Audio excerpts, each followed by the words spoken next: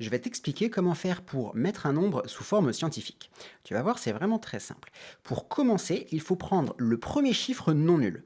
Donc ici, le premier chiffre non nul, c'est 3, et je mets une virgule après. Donc ça me donne pour le moment 3,24.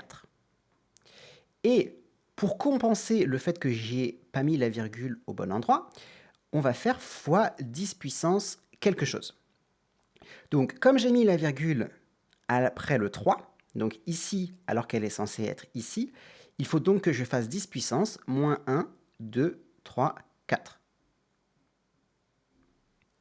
De la même manière, sur le nombre de droite, le premier chiffre non nul, c'est 8. Donc, pour commencer, je mets la virgule après le 8. Donc, j'ai 8,957 682 pour le moment.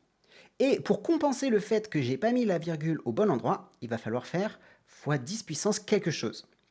Donc j'ai mis la virgule après le 8 alors qu'elle est censée être ici, donc il faut faire 10 puissance 1, 2, 3. Voilà, donc l'écriture scientifique, il y a toujours un seul chiffre avant la virgule. Ici, ça pouvait être que 3, pas 32 ou 324. Et ici, pareil, ça ne pouvait être que 8, pas 89 ou autre chose. Un seul chiffre avant la virgule.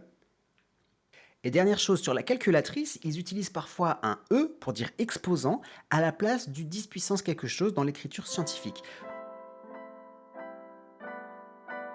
Mais la ligne avec le E veut dire exactement la même chose que la ligne juste au-dessus, donc c'est vraiment pareil. Donc la prochaine fois que tu vois cette notation sur ta calculatrice, tu sais à quoi ça correspond.